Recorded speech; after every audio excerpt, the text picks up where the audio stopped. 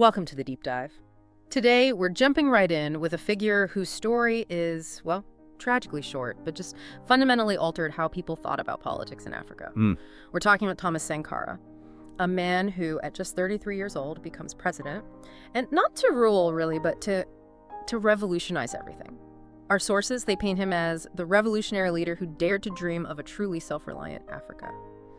His story is this stark case study in courage, real integrity against just impossible odds. And for you listening, we're going to focus on the mechanisms he used, not just the big dramatic speeches. And that's really the mission for this deep dive. Right. We're trying to go beyond the simple hero story and analyze the sheer velocity of his reforms, the technical substance. Right. We need to understand how a simple army captain becomes this visionary president and how his policies, which were so radical and all about self-sufficiency, how they genuinely shook the global power structure. And why his death just made his legend even bigger. Exactly, why it became a blueprint for resistance. Okay, let's unpack this.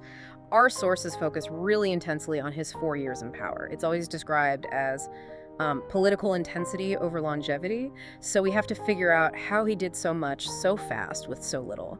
So we have to start in Upper Volta, a former French colony. Yeah, a country really defined by poverty, by the leftovers of colonialism. And Sankara, he wasn't born into privilege or anything. He grew up seeing all the deep structural problems that, kept his nation tied to foreign powers. When he took over in '83, he didn't see it as a chance to get rich. No, not at all. For him, it was a chance to completely redefine what national dignity even meant. And that redefinition, it starts with a huge symbolic act. The name change.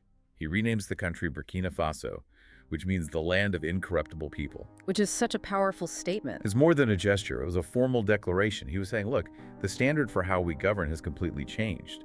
Power isn't some inherited throne anymore. It's got to be a clean, accountable mirror of the people's ideals. And that idea of incorruptibility, it wasn't just talk. It immediately translated into policy. Oh, absolutely. I mean, all those famous symbols you hear about, him riding a bicycle to work, refusing to have air conditioning, living on a tiny army captain's salary. Yeah. Those were all designed to dismantle the entire culture of elite extravagance that, the colonial powers had left behind. That's the key thing right there. When you read that he sold the whole fleet of presidential Mercedes cars and replaced them with cheap, modest vehicles. Oh no, fives, I think. The cheapest cars you could get. Exactly. It's not just a story about him being humble. It's a direct economic attack on being dependent on imports. It's a signal to the entire government. Your power now comes from what our nation produces, not from foreign luxury goods. And the clothing. Don't forget the clothing. Right. Ministers had to wear these simple clothes made from locally woven cotton. Again, not fashion. Yeah. It was economic nationalism. It was a policy to boost the local textile industry and stop money from flying out of the country. So his core philosophy was basically teaching the nation that dignity, that economic strength, it's grown at home. Precisely. It comes from your own soil, your own labor. You don't import it. And that immediate shift, that was the necessary first step for the huge confrontation that was about to happen. Why is that? Because that whole philosophy, it directly undermined a global economic system that needed West African countries to stay weak, to stay compliant, to keep buying their stuff. And that leads us straight into the next part of the story, the fight against the current. As soon as you enforce that kind of self-reliance, you're no longer a small, struggling nation, you're a threat. A geopolitical threat. His fight against corruption and critically imperial influence. Yeah. It sent shockwaves. Let's get into his stance on foreign aid, because that's where things get really radical. It really is. I mean, Sankara wasn't just sort of suspicious of aid. He was fundamentally opposed to what he called the invisible chains that came with it. He flat out refused loans from places like the IMF and the World Bank. Why specifically them? Because their loans came with strings attached. They demanded what they called structural adjustment programs, which would have forced him to, sell off state-owned companies and slash spending on health and education. But for a country that was so poor, so dependent, wasn't that just economic suicide? I mean, was there a practical plan B, or was it just a moral stand? Oh, it was absolutely practical. The moral decision to refuse aid was backed up by a very real policy shift toward food self-sufficiency. That became the cornerstone of his whole economic plan. He redistributed massive amounts of land from traditional chiefs and old colonial landlords directly to the peasants who worked it. Ah, so that's the famous quote. That's the one. He who feeds you controls you. That was the big idea. But the action behind it was making sure every single person in Burkina Faso could feed themselves. It took away the leverage that foreign powers had. So it wasn't just about saying no, it was about building an alternative. Exactly. And they launched these incredible projects like the Battle for the Rail, using only national labor and resources to build a huge railway line with no foreign debt. The speed of it all is just astounding. And you can see the results even in just a few short years. It wasn't just symbolic, it was a logistical revolution. It really was. Take public health, the National Vaccination Program. It reached 7 million people. In 2 weeks. In 2 weeks. For diseases like polio, meningitis, that kind of mobilization with military precision, I mean, few countries could pull that off even today. And that mobilization piece is crucial. The sources point to how he did it, the mechanics of it. He used these things called the Committees for the Defense of the Revolution, or CDRs. What were they exactly? They were basically grassroots community groups designed to break down the old power structures and get citizens involved at a super local level. They were the engine of the whole thing. So they were the ones enforcing the policies on the ground. Enforcing policies, monitoring for corruption, and running the huge campaigns like the vaccinations, or planting millions of trees to fight back the desert. It was this very hands-on, decentralized way of governing. Okay, here's where it gets really interesting.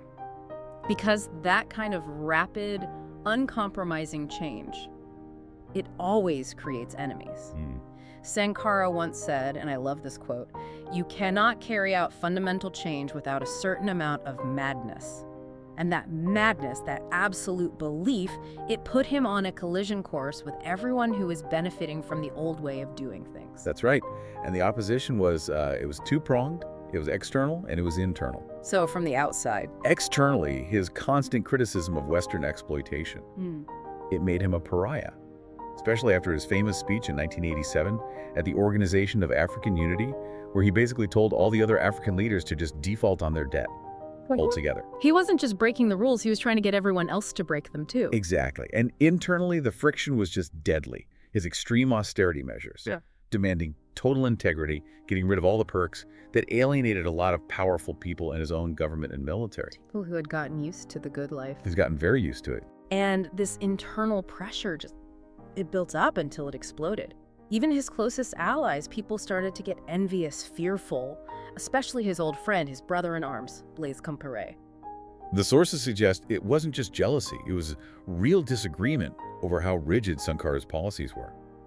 Compaoré and others were worried that Sankara was isolating the country too much, that it was becoming unstable, that they needed to compromise a little. And for Sankara, compromise was surrender. It was. There was no middle ground for him. Which brings us to the tragic end. October 15th, 1987.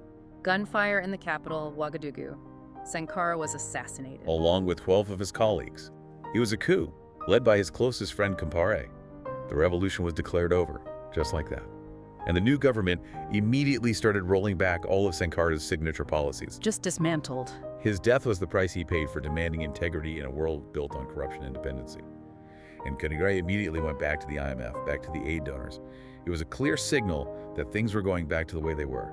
But the question that the sources all come back to is, what happens when you kill the man, but you can't kill his idea? The story immediately shifts from the betrayal to the life of this idea he created. And that's where his legacy is just so powerful. When they silenced him, his spirit didn't just fade away, it multiplied. I mean, 3 decades later, you still see his face on protest banners, not just in Africa, but all over the world. Yeah. His speeches aren't history. Young activists are quoting them right now to talk about global debt and neo-colonialism.